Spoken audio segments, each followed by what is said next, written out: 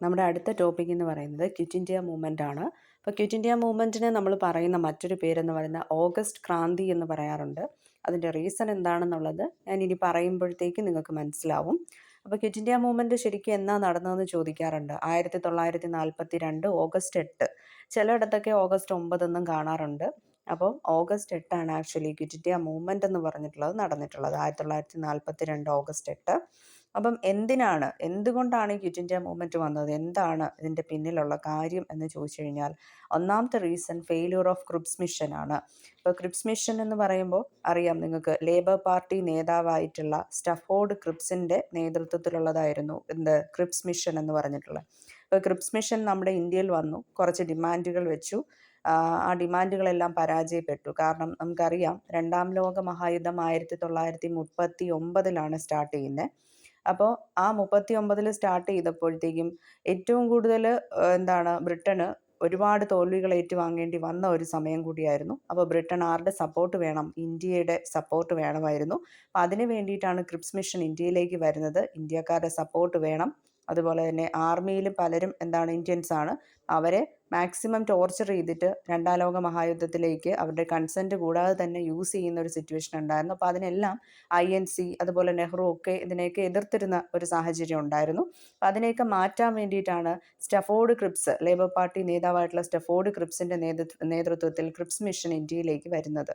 അപ്പോൾ ഇന്ത്യയിലേക്ക് വന്നിട്ട് കുറച്ച് ഡിമാൻഡുകൾ വെക്കുന്നു. അവർ പറയുന്ന കാര്യം അംഗീകരിക്കണമെങ്കിൽ തിരിച്ച് നമ്മൾ പറയുന്നതും അവർ അംഗീകരിച്ചാലല്ലേ സാധിക്കത്തുള്ളൂ. അപ്പോൾ അതുകൊണ്ട് അവർ പറഞ്ഞത് ഇന്ത്യക്ക് ഡൊമിനിയൻ സ്റ്റാറ്റസ് തരാം എന്നാണ് പറഞ്ഞത്. ഡൊമിനിയൻ സ്റ്റാറ്റസ് എന്ന് പറഞ്ഞാൽ ബ്രിട്ടൻ്റെ കയ്യിലാണ് അപ്പോഴും ഇന്ത്യ. പക്ഷേ നമുക്ക് ചെയ്യാൻ പറ്റും, ഓട്ടോണോമസ് ആയിട്ടുള്ള ഭരണം നൽകാമെന്ന് പറഞ്ഞു. സ്വന്തമായിട്ടുള്ള കാര്യങ്ങളും അതുപോലെ തന്നെ തീരുമാനങ്ങൾ എടുക്കാനും ഭരണ സംവിധാനം കൺട്രോൾ ചെയ്യാനുമുള്ള എല്ലാ ഓട്ടോണോമസ് ആയിട്ടുള്ള അധികാരങ്ങളും തരാം. ബട്ട് സ്റ്റിൽ ഡൊമിനിയൻ പദവി എന്ന് പറഞ്ഞു കഴിഞ്ഞാൽ ആ ബാക്കിയുള്ളതെല്ലാം ഇന്ത്യ ഫുൾ ആരുടെ കൺട്രോളിലായിരിക്കും? ബ്രിട്ടൻ ക്രൗണിൻ്റെ, അതായത് ബ്രിട്ടീഷ് ക്രൗണിൻ്റെ അണ്ടറിലായിരിക്കും, രാജ്ഞിയുടെ അല്ലെങ്കിൽ രാജഭരണത്തിൻ്റെ അണ്ടറിലായിരിക്കും എന്നുള്ളൊരു കാര്യം കൂടെ വന്നു. അപ്പോഴും സ്റ്റിൽ നമ്മൾ ബ്രിട്ടനിൽ നിന്ന് കംപ്ലീറ്റ്ലി മോചിതമായിട്ടില്ല എന്നുള്ളൊരു കാര്യം നമുക്ക് മനസ്സിലാക്കാൻ പറ്റും. അപ്പോൾ അതുകൊണ്ട് തന്നെ INCയും മറ്റ് സംഘടനകളും എല്ലാം തന്നെ ഇതിനെ എതിർത്തു. കാരണം നമുക്ക് വേണ്ടത് കംപ്ലീറ്റ് ഫ്രീഡമാണ്. നമ്മൾ ആ വാക്ക് നമുക്കറിയാം, പൂർണ്ണ സ്വരാജ്. അപ്പോൾ പൂർണ്ണ സ്വരാജാണ് നമുക്ക് എപ്പോഴും വേണ്ടത്, complete freedom. We demand for that. And അത് ഒരിക്കലും പോസിബിൾ ആയിരുന്നില്ല, അവരത് സമ്മതിച്ചിരുന്നില്ല. അപ്പോൾ അത് ഒരു ഫെയില്യൂറിലേക്ക് നയിച്ചു, ക്രിപ്സ് മിഷൻ്റെ ഫെയില്യൂറിലേക്ക് അത് പോയി. അത് മാത്രമല്ല, നമ്മുടെ ഇന്ത്യയും പാകിസ്ഥാനും രണ്ട് രാജ്യങ്ങളായിട്ട് മാറണം, അല്ലെങ്കിൽ ഇന്ത്യയിൽ നിന്നും പാകിസ്ഥാൻ വരണം എന്നുള്ളൊരാശയം മുഹമ്മദ് അലി ജിന്നയൊക്കെ പല നാളായിട്ട് പറഞ്ഞിട്ടുള്ള ഒരു കാര്യമായിരുന്നു. മുസ്ലിങ്ങൾക്ക് വേണ്ടിയിട്ട് മാത്രം പ്രത്യേകമായിട്ടുള്ളൊരു രാജ്യം വേണം എന്നുള്ളത്. അപ്പോൾ അതും അംഗീകരിക്കപ്പെടാത്തൊരവസ്ഥ വന്നപ്പോൾ മുഹമ്മദ് അലി ജിന്നയും ഇതിനെ എതിർത്തിട്ടുള്ള ഒരു സിറ്റുവേഷൻ ഉണ്ടായി. അതുപോലെ തന്നെ രണ്ടാമത്തെ ഒരു റീസൺ എന്ന് പറഞ്ഞു കഴിഞ്ഞാൽ, ഇപ്പം വാർ ടൈമിലൊക്കെ ഒരുപാട് ഹാർഡ്ഷിപ്സ് ഉണ്ടായിരുന്നു. വേൾഡ് വാർ സെക്കൻഡ് ടൈമിൽ ഇൻഫ്ലേഷൻ ഉണ്ടായിട്ടുണ്ട്, ഫുഡ് ഷോർട്ടേജസ് ഉണ്ടായിട്ടുണ്ട്. അപ്പം അതെല്ലാം ഭയങ്കരമായിട്ടുള്ള പബ്ലിക് ഡിസ്കണ്ടൻറ്റ് ഉണ്ടാക്കാനുള്ളൊരു കാരണമായി. അതുപോലെ ബ്രിട്ടൻ്റെ തോൽവി, വേൾഡ് വാർ സെക്കൻഡിൽ ബ്രിട്ടൻ്റെ തോൽവി, പിന്നെ ജപ്പാൻകാരുടെ ഭീഷണി ഇന്ത്യക്ക് മേലുണ്ടായിരുന്നു. കാരണം ജപ്പാനും ബ്രിട്ടനും ആ സമയത്ത് വളരെയധികം ശത്രുതയിലുണ്ടായിരുന്നു. അപ്പോൾ ജപ്പാൻകാരുടെ ആ ഒരു വാറിൻ്റെ ഭീഷണി ഉണ്ടായിരുന്നു ഇന്ത്യക്ക് മേൽ. അതുപോലെ തന്നെ ബ്രിട്ടീഷ് റേസിസം വളരെ ഇമ്പോർട്ടൻ്റ് ആണ്. അവരുടെ റേസിസം ബിഹേവിയർ എന്ന് പറഞ്ഞിട്ടുള്ളത്, റേസിസ്റ്റ് ആയിട്ടുള്ള ഒരു അപ്രോച്ചായിരുന്നു അവർക്കുണ്ടായിരുന്നത്. ഇന്ത്യക്കാർ വേറെ അതേപോലെ തന്നെ അങ്ങനെ ഒരു റേസിസ്റ്റിക് അപ്രോച്ചായിരുന്നു ഉണ്ടായിരുന്നത്. അപ്പോൾ ബ്രിട്ടീഷുകാരുടെ റേസിസം എന്ന് പറയുന്നതും ഈ ഒരു ക്വിറ്റ് ഇന്ത്യ മൂവ്മെൻറ്റ് ഉണ്ടാവുന്നതിലേക്ക് നയിച്ച ഒരു റീസണാണ്. അതുപോലെ തന്നെ ജാപ്പനീസ് ഇൻവേഷനെ തുരത്താൻ വേണ്ടിയിട്ട് ചെയ്യേണ്ടതായിട്ട് വന്നു? വളരെയധികം സൈന്യത്തെയൊക്കെ വിന്യസിക്കേണ്ടതായിട്ട് വന്നു. അതിലെല്ലാം കൂടുതലും അഫക്റ്റഡ് ആവുന്ന ഇന്ത്യൻസ് ആണ്, സാധാരണക്കാരാണ്. അതൊന്നും അറിയാത്ത നിരപരാധികളാണ്. അപ്പോൾ അതെല്ലാം തന്നെ ഒരു പ്രശ്നത്തിന് കാരണമായി. അതുപോലെ തന്നെ ഇന്ത്യൻ ആർമിയെ ബ്രിട്ടീഷുകാർ ചെയ്തു? അവരുടെ സമ്മതത്തോടു കൂടി അല്ലാതെ വാർ ഫ്രണ്ടിലേക്ക് കൊണ്ടുപോയി എന്നാണ് പറഞ്ഞിരിക്കുന്നത്, അല്ലേ? അപ്പം ഈ 1939 രണ്ടാം ലോക മഹായുദ്ധം നടക്കുന്നത്. അപ്പോൾ ആ സമയത്തുള്ള വൈസ്രോയി ആരാണ്? ലിൻലിത്ത് ഗോ വൈസ്രോയി ആയിരുന്ന സമയത്ത് തന്നെയാണ് രണ്ടാം ലോക മഹായുദ്ധത്തിൻ്റെ കാലയളവും അതുപോലെ അതിനുശേഷം ഉണ്ടാകുന്ന ക്വിറ്റ് ഇന്ത്യ മൂവ്മെൻറ്റ് നടക്കുന്നതും എല്ലാം ലിൻലിത്ത് ഗോയുടെ ആ ഒരു ടൈമിലായിരുന്നു എന്ന് പറയാൻ പറ്റും. അതുപോലെ ക്വിറ്റ് ഇന്ത്യ എന്ന് പറഞ്ഞിട്ടുള്ള മുദ്രാവാക്യം ആരുടെയായിരുന്നു എന്ന് വെച്ചാൽ യൂസഫ് മെഹ്റലിയുടെയാണ് ക്വിറ്റ് ഇന്ത്യ എന്ന് പറഞ്ഞിട്ടുള്ള മുദ്രാവാക്യം. പിന്നെ അതുപോലെ ക്വിറ്റ് ഇന്ത്യ എന്ന് പറഞ്ഞിട്ടുള്ളതിനെ സപ്പോർട്ട് ചെയ്യാത്ത കുറച്ച് പേരുണ്ടായിരുന്നു. നമ്മൾ സപ്പോർട്ട് ചെയ്തിട്ടുള്ളതാണ്, നമ്മുടെ ഇതിൻ്റെ നേതാവ് ഗാന്ധിജിയാണ്. സപ്പോർട്ട് ചെയ്യാത്ത ആൾക്കാരാണ് ആരൊക്കെ? മുഹമ്മദ് അലി ജിന്ന ഇതിനെ സപ്പോർട്ട് ചെയ്യാത്ത ഒരാളാണ്, മുസ്ലിം ലീഗിൻ്റെ ആളായിരുന്നു. അതുപോലെ തന്നെ സവർക്കർ, ഹിന്ദു പ്രജാസഭയുടെ നേതാവായിട്ടുള്ള സവർക്കർ സപ്പോർട്ട് ചെയ്തിരുന്നില്ല ഇതിനെ. പിന്നെന്താണ്, പുരാൻ ചന്ദ് ജോഷി എന്ന് പറഞ്ഞിട്ടുള്ള കമ്മ്യൂണിസ്റ്റ് നേതാവായിട്ടുള്ള അദ്ദേഹവും സപ്പോർട്ട് ചെയ്തിട്ടില്ല. അപ്പോൾ മുസ്ലിം ലീഗ്, ഹിന്ദു പ്രജാസഭ, പിന്നെ അതുപോലെ തന്നെ കമ്മ്യൂണിസ്റ്റ്, അതിൻ്റെ എല്ലാ നേതാക്കളായിട്ടുള്ള ജിന്ന, സവർക്കർ, പുരാൻ ചന്ദ് ജോഷി ഇവരാരും സപ്പോർട്ട് ചെയ്തിരുന്നില്ല ക്വിറ്റ് ഇന്ത്യ മൂവ്മെൻറ്റിനെ എന്നുള്ളതും ശ്രദ്ധേയമായിട്ടുള്ളൊരു കാര്യമാണ്. പിന്നെ ഗാന്ധിജിയുടെ മുദ്രാവാക്യമാണ് ഡു ഓർ ഡൈ എന്ന് പറഞ്ഞിട്ടുള്ളത്. അപ്പോൾ ഇനി ആണ് ഞാൻ പറയുന്നത് ഓഗസ്റ്റ് ക്രാന്തി എന്ന് എന്തുകൊണ്ടാണ് ക്വിറ്റ് ഇന്ത്യ മൂവ്മെൻറ്റിന് പറയാൻ റീസൺ എന്നുള്ളത്. അതായത് ഗാന്ധിജി ഈ ഒരു ഡു ഓർ ഡൈ എന്ന് പറഞ്ഞിട്ടുള്ള പ്രവർത്തിക്കുക അല്ലെങ്കിൽ മരിക്കുക എന്നുള്ളൊരു മുദ്രാവാക്യം ക്വിറ്റ് ഇന്ത്യ പ്രമേയത്തോട് കൂടിയിട്ട് അല്ലെങ്കിൽ ക്വിറ്റ് ഇന്ത്യ മൂവ്മെൻറ്റിൻ്റെ സമയത്താണ് ഈ മുദ്രാവാക്യം ഗാന്ധിജി പറയുന്നത്. അത് എവിടെ വെച്ചാണെന്ന് ചോദിച്ചു കഴിഞ്ഞാൽ ബോംബെയിലുള്ള ഗവാലിയ ടാങ്ക് മൈതാനത്തിൽ വെച്ചിട്ടാണ് എന്ത് ചെയ്തിട്ടുള്ളത്, ഇത് പറഞ്ഞിട്ടുള്ളത്. അപ്പോൾ ഗവാലിയ ടാങ്ക് മൈതാനത്തിൽ വെച്ചിട്ട്, ബോംബെയിലെ ഗവാലിയ ടാങ്ക് മൈതാനത്തിൽ വെച്ചിട്ടാണ് ഡു ഓർ ഡൈ എന്ന് പറഞ്ഞിട്ടുള്ള ഇത് പറഞ്ഞിട്ടുള്ളത്. During all India Congress committee നടക്കുന്ന സമയത്താണ് ഗാന്ധിജി ഈ ഒരു മുദ്രാവാക്യം എന്ന് പറഞ്ഞിട്ടുള്ളത് പറഞ്ഞത്.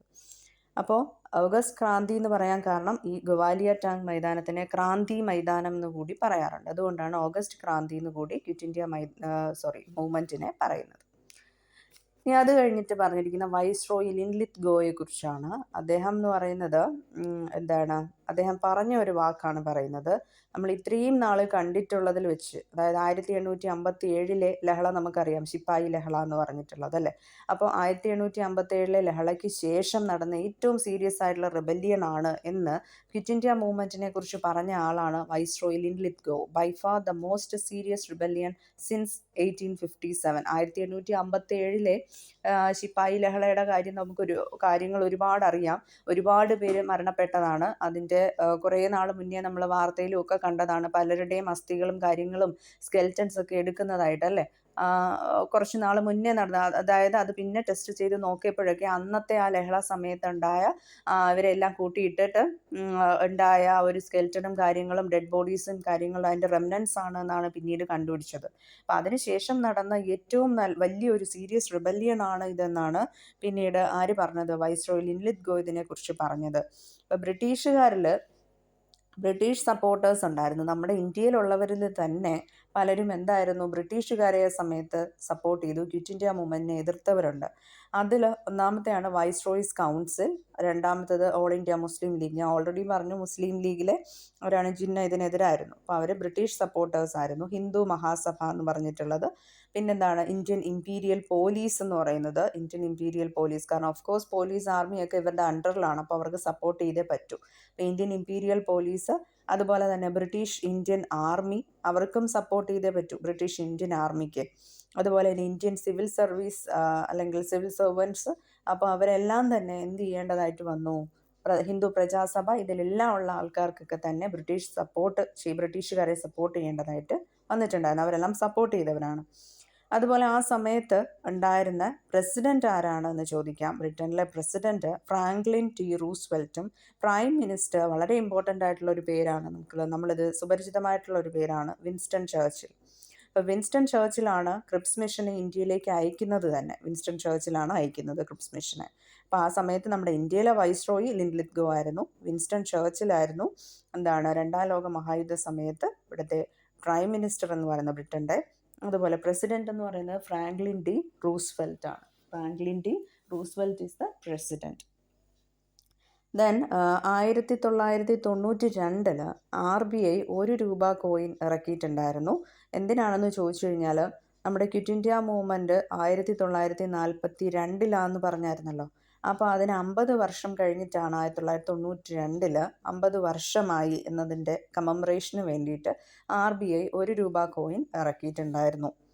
അതുപോലെ ഈ ക്രിപ്സ് മിഷൻ്റെ മറ്റൊരു കാര്യം എന്ന് വെച്ച് കഴിഞ്ഞാൽ 1942 എന്ത് ചെയ്തത്, ഇവർ വന്നിട്ട് എന്ത് ചെയ്തു, ഇന്ത്യക്ക് ഡൊമിനിയൻ പദവി നൽകാമെന്ന് പറഞ്ഞു. വാറിനെ സപ്പോർട്ട് ചെയ്യണം തിരിച്ച് INC എന്ന് പറഞ്ഞു. അപ്പം എന്താണ് INC തിരിച്ചെന്താ പറഞ്ഞത്? സെൽഫ് ഗവേണൻസ് ആണ് നമുക്ക് വേണ്ടത്, അല്ലാതെ ഡൊമിനിയൻ സ്റ്റേറ്റസ് അല്ല എന്ന് പറയുകയും അങ്ങനെ ക്രിപ്സ് മിഷൻ റിജക്റ്റഡ് ആവുകയും ചെയ്തു. ഇത്രയും കാര്യങ്ങളാണ് ഇതിൽ പറഞ്ഞിരിക്കുന്നത്.